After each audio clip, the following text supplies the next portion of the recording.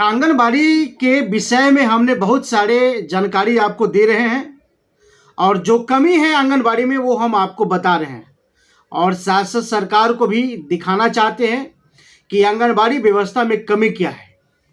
हमारे न्यूज के वीडियो में जो कमेंट किया है उस कमेंट को लेकर के जब हम आपको बताएंगे तो आपको आश्चर्य होगा कि इतनी बड़ी संस्था और एक छोटी सी पहल को, एक छोटी सी व्यवस्था को पूरा नहीं कर पा रहा है। इसका कारण क्या है?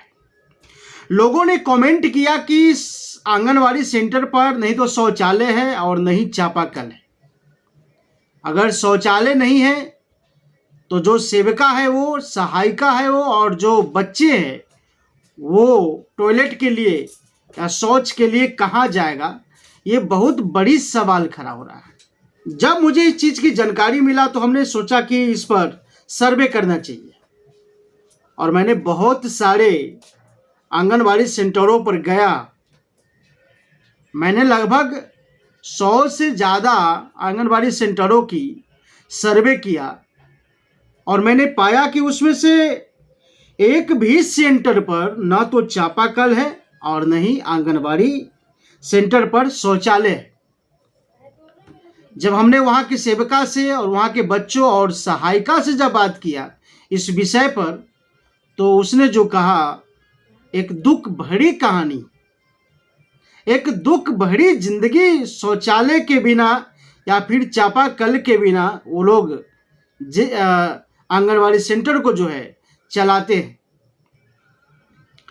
जब शौचालय के विषय में जब हमने बात किया तो कहा कि मुझे टॉयलेट के लिए या शौच के लिए रिटर्न घर पे आना पड़ता है। इससे शर्म की बात और क्या हो सकती है? सरकार को जो है समझना चाहिए कि आंगनबाड़ी सेंटर पर शौचालय दे दे कि ताकि सुविधा मिल जाए वहाँ के सेविका और सहायिका और वहाँ के बच्चों को। लेकिन क्या इस मामूली सी चीज पर सरकार को नजर नहीं है? हमारे देश के आदरणीय प्रधानमंत्री ने शौचालय योजना भी जो है चालू करवा दिए, घर घर शौचालय बनवा दिए, लेकिन आंगनबाड़ी सेंटर पर शौचालय बनवाना भूल गए या फिर ऐसा व्यवस्था उन्होंने लागू किया तो फिर जो इसका सरकारी कर्मचारी है वो अब तक क्यों नहीं बनवाया? बहुत बड़ी सवाल है। दूसरा सवाल यह है कि चापाकल नहीं, आंगनबाड़ी सेंटर पर चापाकल नहीं है, जिसकी वजह से सहायिका खाना कैसे बनाए? क्योंकि भोजन बनाने के लिए, खाना बनाने के लिए तो पानी की जरूरत पड़ेगी, लेकिन वो पानी लाए कहां से? ये बहुत बड़ी सवाल है। जब इस विषय पर हमने सेविका से और सहायिका से जब बात किया तो उन्होंने कहा कि मुझे दूर से पानी लाना पड़ता है सेंटर पर, और वो भी 1-2 बाल्टीन में काम नहीं होता है। कभी कभी तो मुझे 20-20 बाल्टीन पानी लाना पड़ता है। अब खाना बनाने के लिए पानी की जरूरत है, सब्जी चावल दाल धोने के लिए पानी की जरूरत है। अब बच्चे जिस प्लेट में खाएंगे उस प्लेट को भी धोना जरूरी है, प्लेट के धोने के लिए भी पानी की जरूरत है। उसके बाद बच्चे को जो हाथ मुंह धोना है वो भी हाथ मुंह धोने के लिए पानी की जरूरत है। फिर बच्चे जब खाना खाएंगे तो उसके बाद हाथ कहाँ से धोएंगे, पानी कहाँ से पिएंगे? उसके बावजूद भी खाना खाने के बाद फिर प्लेट और जो बनाने का जो बर्तन है वो कहाँ से धोएंगे? इसीलिए कभी कभी सेविका को और सहायिका को जो है 20 बाल्टीन 25 बाल्टीन पानी लेकर के सेंटरों पर आना पड़ता है। और ये इतनी भीड़ा काम है कि अगर 200 मीटर 500 मीटर से जो है पानी लाना पड़ता है। कहीं कहीं के सेवका तो बताया कि मुझे 500 मीटर पर जाकर के पानी लाना पड़ता है। अब बताइए क्या कहेंगे आप इसको? अगर मामूली सी बात अगर आप कीजिए तो सरकार जो है इस कर्मचारी को जो है चोर बना देते हैं। मैंने पिछले एपिसोड में भी आपको बताया है कि आंगनवाड़ी सेंटर पर शौचालय बनवाने के लिए जो सीडीपीओ है वो 6-6 हज़ार रुपया पहले ले चुकी है कमीशन। शौचालय बनने से पहले या फिर शौचालय बनाने के नाम पर 6-6 हज़ार रुपया पहले ले चुकी है।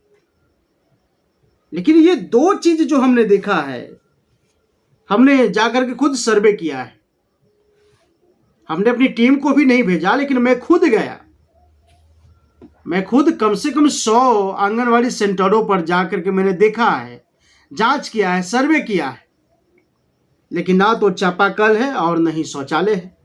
अब बताइए नीतीश कुमार जी, बिहार में ऐसी व्यवस्था है कि जहां पर सेंटरों पर, आंगनबाड़ी सेंटर पर न तो शौचालय है और नहीं चापाकल है।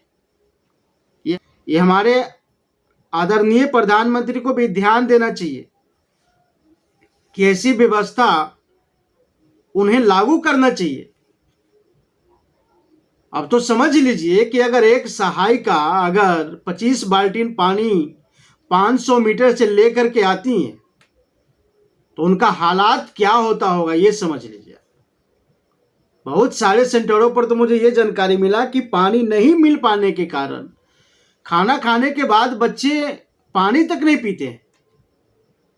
अब जिस कुपोषण के शिकार से बचाने के लिए ये सिस्टम लागू हुआ, आंगनबाड़ी व्यवस्था किया गया, उसी सिस्टम में इतनी बड़ी कमी है कि इस कमी को दिखाई नहीं दे रहा है। लेकिन हर माह जो सीडीपीओ है वो 3 से 4 हज़ार रुपए की कमीशन लेती। अगर सरकार अगर ऐसी व्यवस्था कर चुके हैं तो मुझे लगता है कि अगर 3 से 4 महीने की कमीशन अगर सीडीपीओ लेना छोड़ दे तो आंगनबाड़ी सेविका और सहायिका तो उसी पैसे से चापाकल भी जो है वहां पर लगवा देंगे। अगर 1 साल की कमीशन अगर छोड़ दे सीडीपीओ और सुपरवाइजर तो शौचालय बनवा दिया जाएगा। लेकिन कम से कम तो 40% सहायिका ने ये कमेंट किया है कि सीडीपीओ बोलते हैं कि बच्चे को पोषाहार मिले या ना मिले हमको उससे कोई मतलब नहीं, लेकिन जो मेरा कमीशन है वो कमीशन मिलना चाहिए। अब जरा सोच करके देखिए ये सवाल कहाँ खड़ा होता है, किसके ऊपर लागू होता है, ये सवाल तो बनता ही है। लेकिन हमारे देश के प्रधानमंत्री और बिहार के सरकार नीतीश कुमार इस व्यवस्थाओं पर ध्यान देता क्यों नहीं? आखिर कारण क्या है कि इन व्यवस्थाओं में कमी?